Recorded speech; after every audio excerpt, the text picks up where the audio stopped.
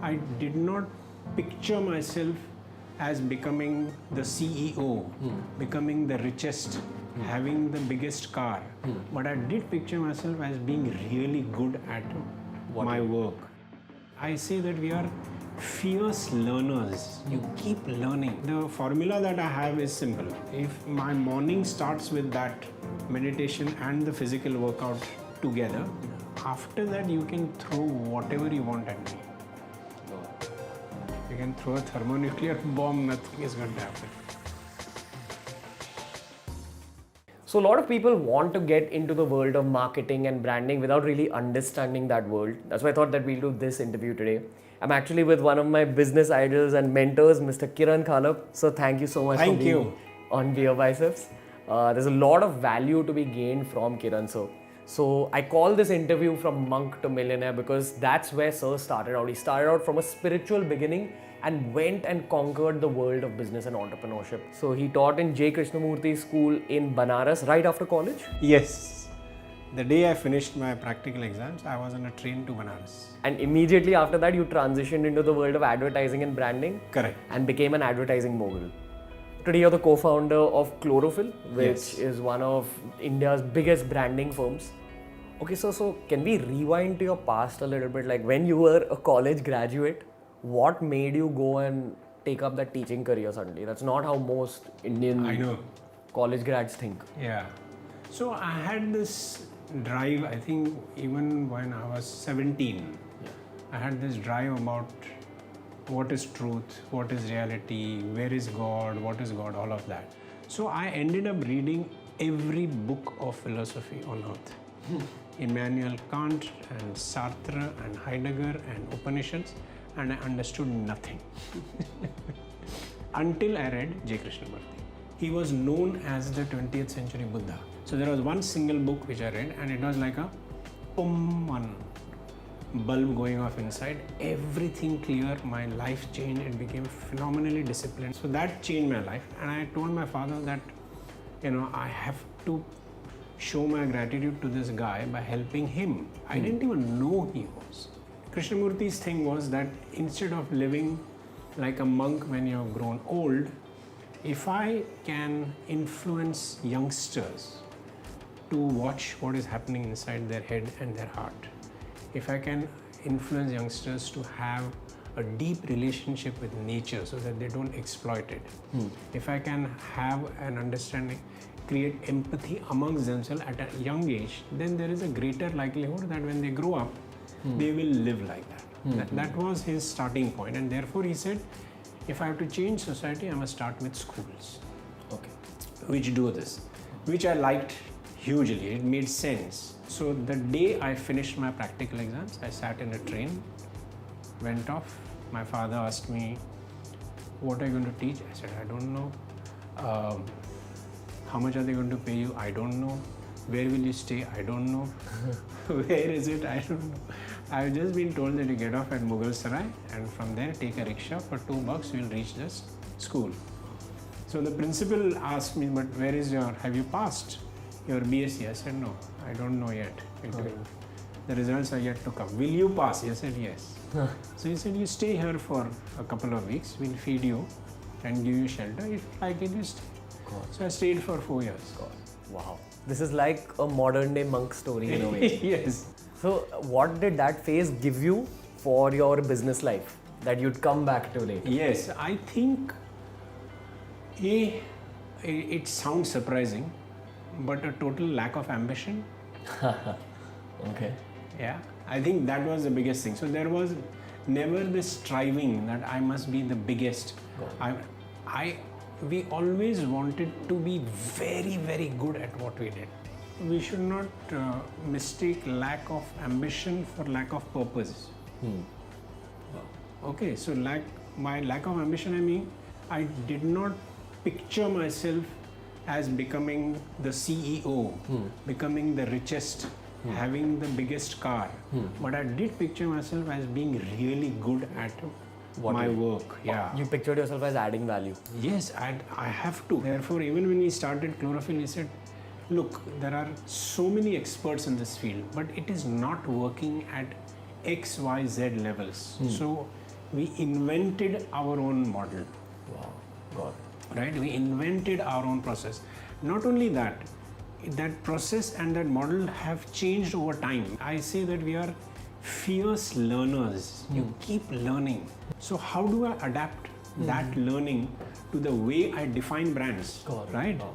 The way I help the brand owner to expand his business. Because even though brands is about intangibles, things which you can't touch, it's all about emotions and things like that, its final result must be tangible value. Wow. It must translate into wealth and value for somebody. Yeah. So what were your biggest mistakes with chlorophyll? Several. I think we did not strive too hard, and that might be the negative side of this lack of ambition. We didn't strive too hard for a certain growth rate. Okay. You have to have that. Got it. Right? Which we are doing now. Now we are totally committed to it, saying we need to have a particular growth rate. So the best quote on this is by this lady called Anu Aga. So she said, growth and profitability are to business what breathing is to living. They are indispensable. Yeah. But the purpose of living is not breathing. In the same way, the purpose of business is not growth and profitability.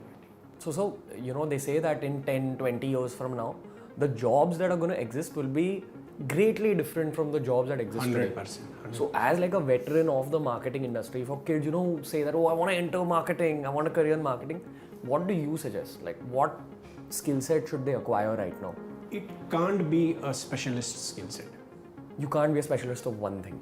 Yes. So whenever anybody asks me what should I tell my child is confused. I said, let them be confused.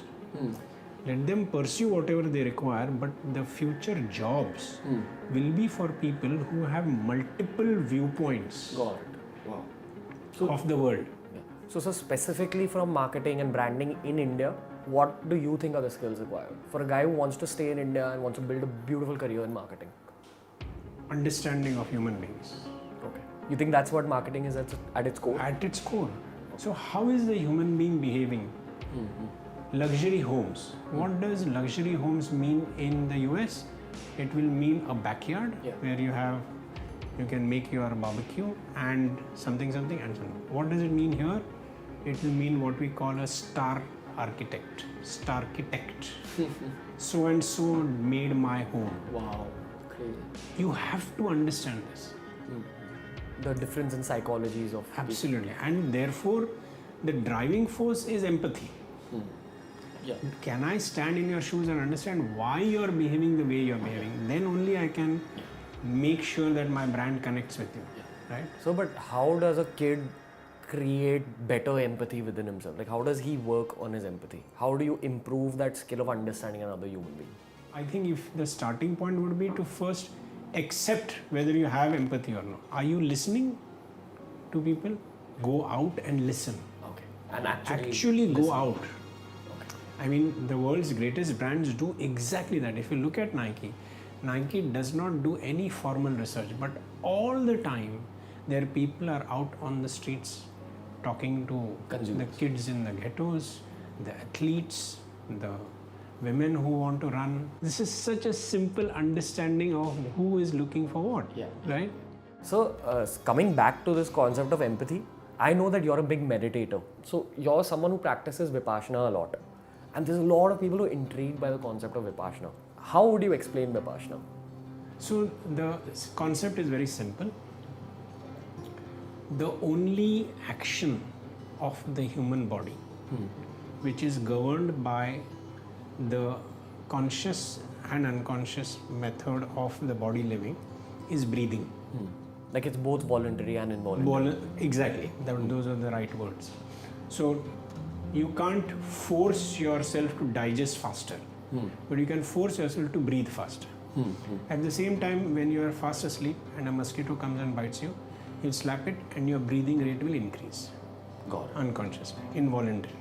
If breathing is like this, therefore, any emotion will cause a change in breathing. Therefore, what you do is sit and watch your breathing. So what exactly happens in a Vipassana session? any session is divided 1/3 and 2/3. 1/3 is watching your breath, 2/3 is watching your entire body. Okay. Your mind travels to the entire body. But you have to do that 1/3. So if you do Vipassana for 10 days, then 3 days is watching your breath, and the remaining 7 days is watching your body and your breath. Pashya means to see in Sanskrit.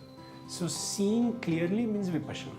What you are seeing is, as you go deeper and deeper, and actually let's not say deeper, but as you observe more and more and more, you realize that the sense of pain, the sense of pleasure, the sense of joy, all these senses that arise because of your body interacting with the environment are all temporary. So as you grow deeper and deeper into Vipassana, you realize that everything that happens to you is actually temporary. It comes and goes. That is the nature of reality. So it basically gives you more clarity. Phenomenal clarity. What is your motive with doing Vipassana? The formula that I have is simple. If my morning starts with that meditation and the physical workout together, that takes me about 1.5 to 2 hours.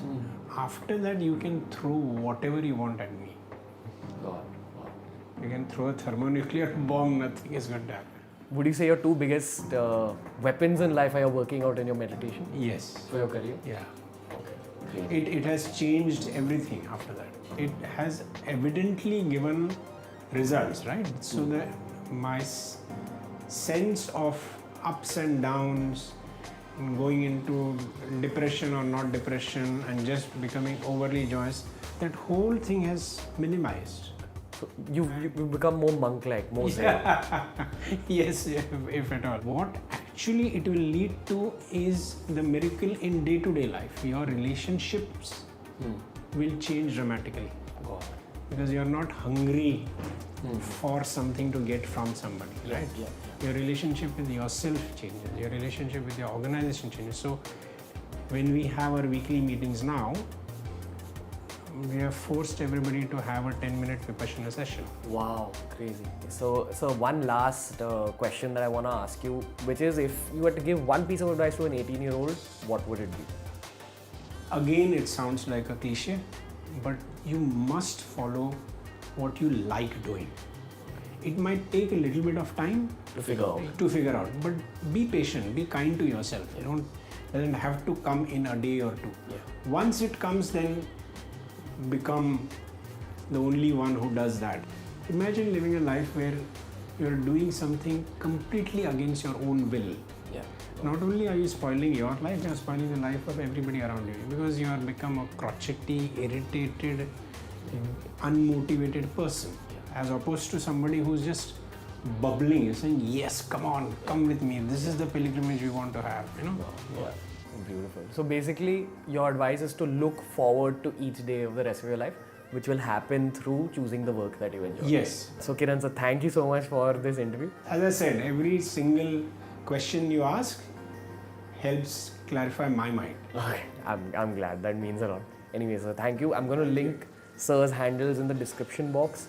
I'm also going to link the Chlorophyll website for those of you who want to go and check it out. Thank you for being on BOY, sir. Thank It was you. genuinely an honor. Fantastic. Thanks.